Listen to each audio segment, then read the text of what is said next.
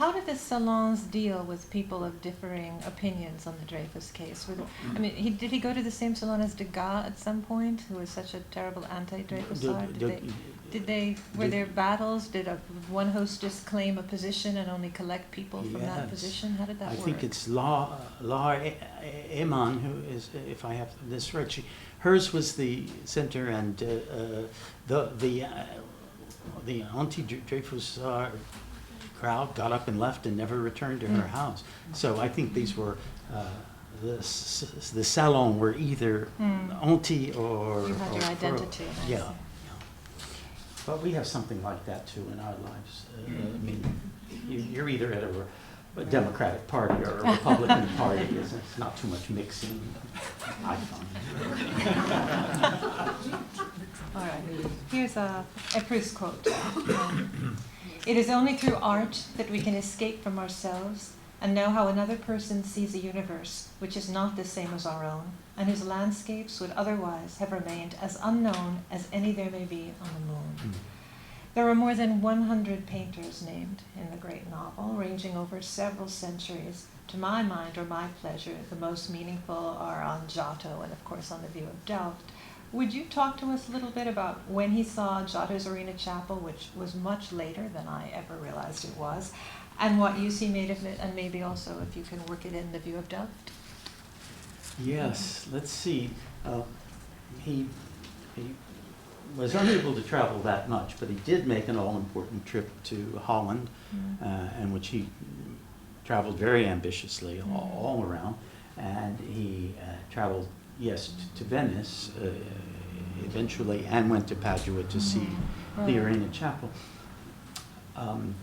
and throughout Burgundy and elsewhere to see 12th and 13th century, but it was particularly the 13th century that moved him, the High Gothic, and all of this art had a kind of simultaneous existence in his head.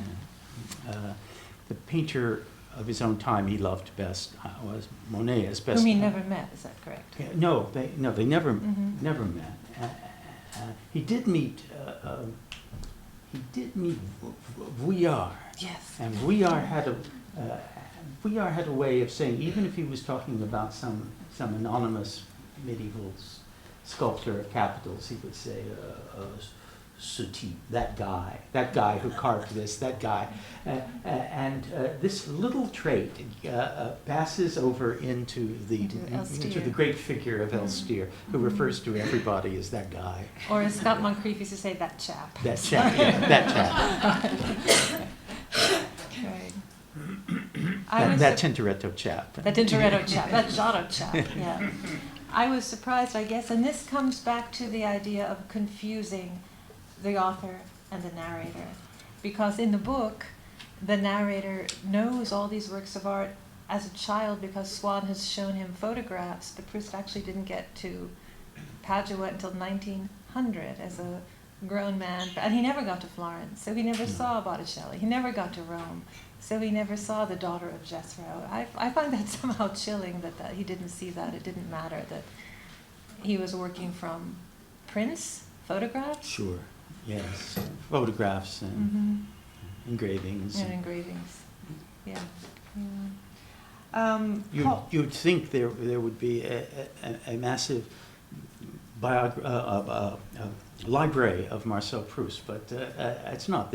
It all got dispersed, and Anke Muhlstein has written about this.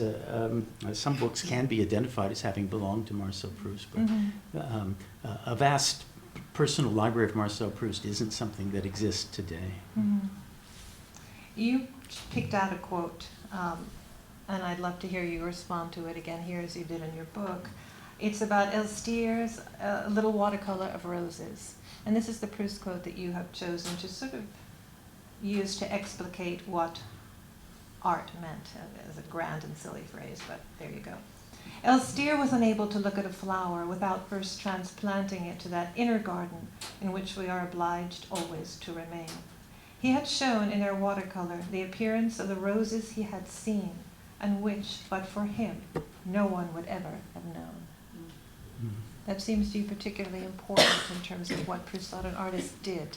Yes, because what the novel as an art form does, especially, is to wed together the insides and the outsides of things, inner life plus everything that one beholds, and things seen in novels or things as seen by some character. And I think he's getting at something of the art of the novel there when he writes about. Also, those roses just don't care about the people who own them.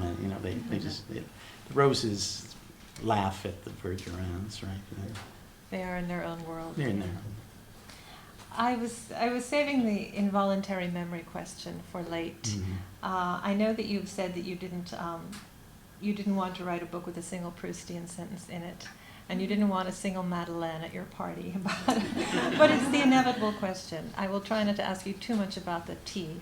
Although I was pleased to read recently something I hadn't known, that Proust was such a big coffee drinker all his life, that the tea came as a real shock to his system. He really hadn't had any tea since he was a child. Would you talk about the Japanese paper and you don't even have to talk about that, but talk about involuntary memory and why it's so important to him. When I was young and read Swann's Way for the first time, I thought that this was just a clever conceit, but now that I've got 63 winters on my back, I'm assailed by involuntary memory all day, every day, and as we all know, it's what being asleep is all about too. So I think he was touching on one of the profoundest facts of inner life, that suddenly, out of nowhere, something in the present triggers not just a memory of something from the past, but a whole world of emotion rises up like those Japanese flowers, and it is redemptive. It becomes redemptive for Proust. These fetiches or privileged moments is another term for them. And they are the opposite of voluntary memory. When you sit trying to remember something, it's through the grace of involuntary memory that a whole universe, not just a fragment, comes rushing back momentarily. I think we're probably almost ready. I'll ask you one lighter question before I guess we open up to questions from the audience. Again, this is a sentence of yours that I rather enjoyed, and you might want to explicate on it a bit. Proust always regarded the marriage of any male friend as a personal catastrophe. Would you care to expand on that? Yes. Well, it's true, because he had a lot of one-sided attachments. In fact, one-sided attachments are the great theme of his personal life. He's somebody who had a really, for me, an improbable great love of a servant in the house who had a common law wife in the house as well, and it was completely unattainable. But this should have become anybody's great love. A cunning, stupid boy is what he was, Agostino. But love greatly overesteems the loved object. And some loved objects are worthy of the greatest esteem, but not that one. Not that one. Yes, he saw all these men going off to, normal, healthy lives with wives and children and mistresses, and his own was confined. As he retreated into art, he saw this extraordinary collection of men, Antoine Bibesco and others, making big careers in the world, and of course getting married. He barely made it through his own brother's wedding. That was a catastrophe for him too. Right. Last of my questions. August 1914. Proust mobilizes all able-bodied men up to age 45, and Proust wrote a letter to Lionel Hauser in which he envisaged a conflagration in which, and this is from his letter, millions of men are going to be massacred in a war of the worlds comparable to that of Wells. It's a lot to ask you to sum up, but what about the Great War? How did it affect what he did, what he wrote, how he broke his book open to accommodate this shocking fact in the end of his world? Exactly, the end of the world, and the expectation that Paris would be destroyed, which it was not, though it was bombed. And in the letters, not just the letters, but the novel, if I remember right, the invoking of Pompeii as a suitable metaphor for what was about him. There's a scene both in real life and in the novel. It's almost the same in a letter as in the novel, in which he goes out by moonlight to look at this beloved city, which he seems to have its throat exposed to the enemy. Proust read 7 newspapers every day throughout the war, and knew what he was reading, and was remarkably skeptical of most of what he was reading. He certainly felt, as these things were happening, what historians have said ever since, that this is the demarcation of 2 eras, 2 centuries, and that nothing would ever be the same again. Yes, it was German. And for me, one of the most moving events in the life is that night of the mobilization. I guess it's August 2nd, the general mobilization. Paris is papered with affiche announcing the call-up of all men between 18 and 45, and who have no medical disability. And his brother Robert, his younger brother, is called up. Marcel at midnight waves him out of the Gare de l'Est. He doesn't hear from him for months and wonders what has happened. Robert Proust had a heroic role at the Verdun Hospital and after, and was decorated for having kept his the tent where he was performing surgery in operation when it was being fired on, and it was as if Proust was having an experience of the battlefield, not just by way of his brother, but by way of others. The death of Alain Fournier, the death of Peggy. These weren't necessarily writers he liked, but he took all of it very hard. And the hardest of all was the heroic death of Bertrand de Fenelon, another of these young men he had adored. Those are more letters that you can't get to, is that right? Are those letters not available? Oh, that is, I think that maybe Bertrand de Fenelon's family destroyed.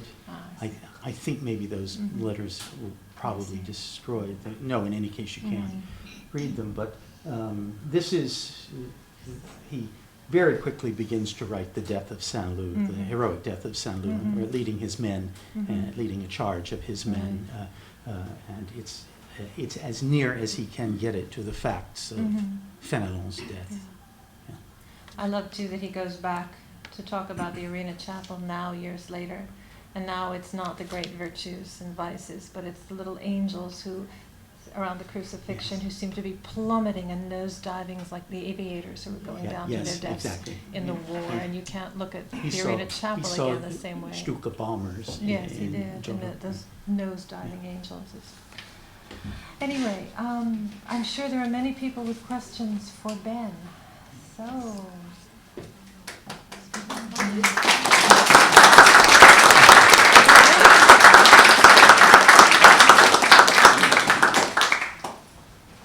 There are a lot of Proust experts in the room, we've been warned. So, all right, yes. Yeah. You talked about the mother and the father as kind of eternally present and never dying, but there's another character that makes me curious, and that's Françoise. Yeah. How old is Françoise at any point in time? How old is she's just ageless. What's the chronology? D'un certain âge. Beyond that, I don't think we know.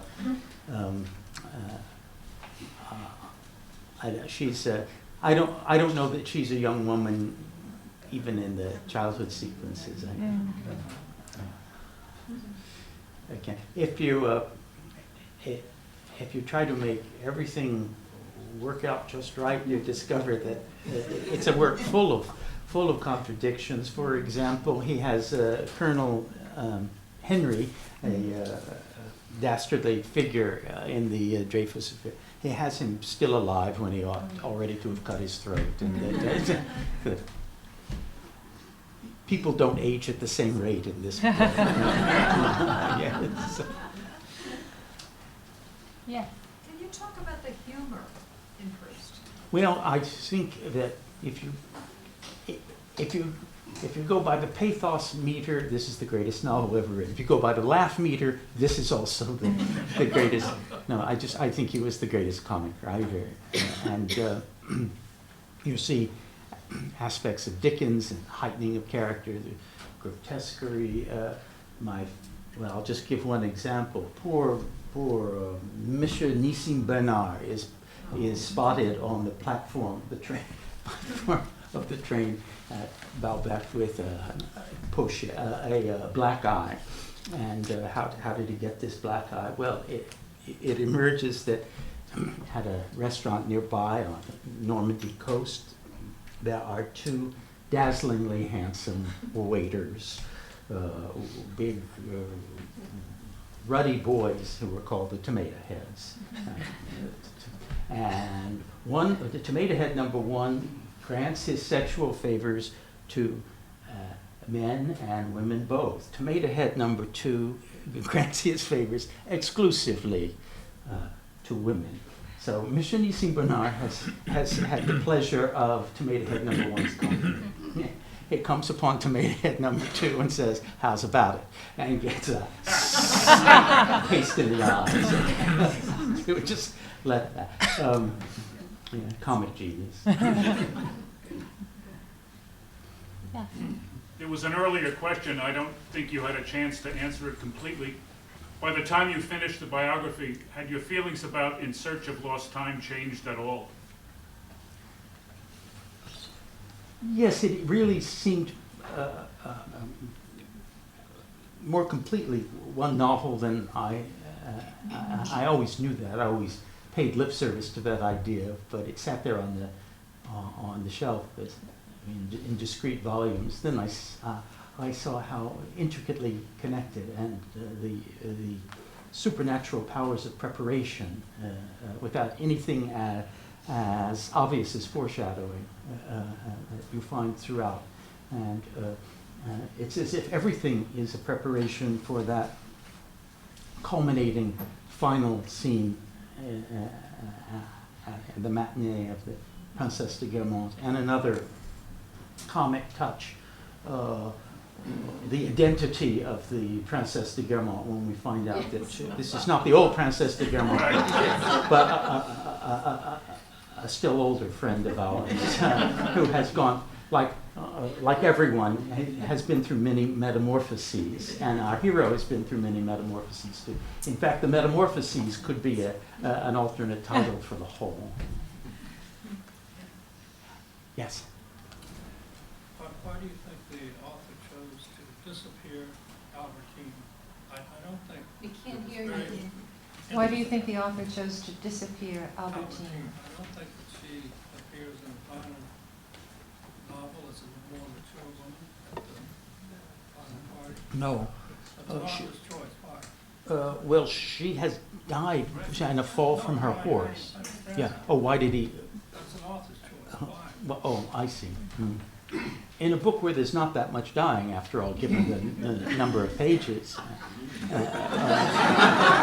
Really, when you think about it, what deaths are dramatized? The grandmother, famously, and Berghoff, famously, and a few other deaths are reported.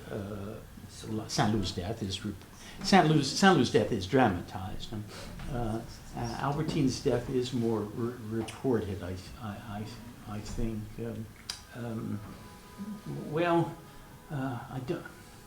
You tempt me to explain the art by way of the life, and I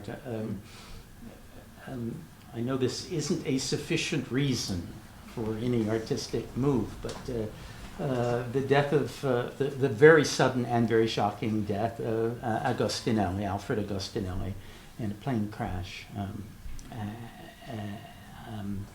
and Proust's feeling of responsibility, and also Proust's wish to find out more about Agostinelli after his death, the same kinds of researches that the narrator undertakes about the life of Albertine after she has died. Yes, he really does. He seems to need for Albertine to disappear, as surely as he needs for other personalities like Madame Verdurin and Charlus, the magnificent Charlus, whom we've yet to mention. Can we work him in some way? Yeah, I could. Those characters seem to have to stay until the last. In fact, Charlus, speaking of Charlus, I always thought I knew that Charlus was Roberto Montesquieu, but you have another partial theory about who Charlus may be. Well, am I prompting you well enough to know what I want you to say? Well, I mean, Proust could be very manipulative himself with young men he was trying to seduce in those antics of Charlus. You know. So you're saying he sees himself in Charlus? It was when Marcel was in a fit of jealous rage that he himself stomped somebody's new hat. You know, these things. Terror. these things, and he reports this to his mother. I guess it's Bertrand's hat he has stomped, and he confesses to his mother, and he says, "I enclose." These are letters that go within the apartment. "I enclose a piece of the lining of the hat to prove to you that this happened."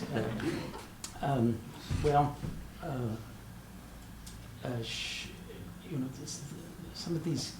Charlus is he's a character on the scale of Don Quixote or a Falstaff, a comic giant hedged about with pathos, and I think one of the most beautiful creations in literature, and because all the vitality of life is in him. He's one of those. He's one of those men who are either blessed or cursed with an erotic drive that does not recede. None of that gets put into perspective with age. He's a sexual giant. I think you're of the opinion, at least a little bit more than Tadier, let's say, that perhaps Charlus was responsible in some ways for the death of Roberto Montesquieu. Gave him a nudge, is that maybe? You're going to have to help me with who died this. Shortly after perhaps reading about himself and recognizing himself. And Tadier says, I see what you're saying. It's true that Roberto Montesquieu was quite worried about how he might be represented.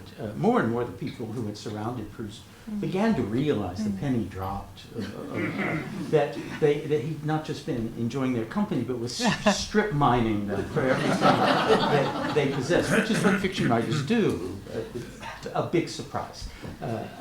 When I edited the letters of Saul Bellow, I was impressed by just the sheer number in which he was fending off former friends, saying, "Don't you understand? It wasn't you. I changed everything."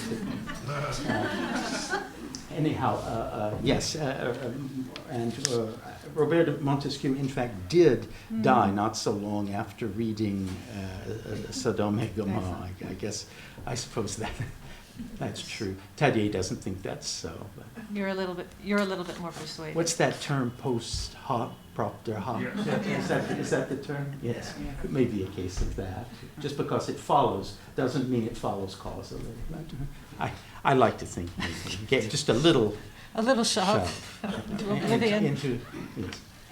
Is there any new English version would be recommended? What version would you recommend to someone who's not good in French? Well, the Modern Library, which is Kilmartin as amended, Scott Moncrief as amended by Kilmartin, as revised further by Enright.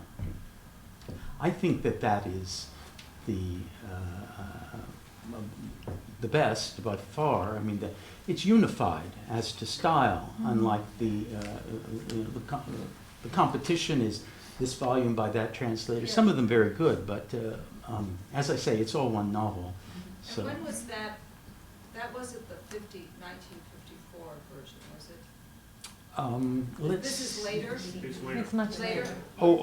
I think it first sees the light of day when Kilmartin brings it out in the 80s, maybe the mid 80s, and then yet another round of revisions. Now we have William Carter's annotated edition from Yale, which is also very interesting to look at. It goes on, and I guess one day there will be a brand new translation of Proust, but meantime, the Modern Library, absolutely. Thank you.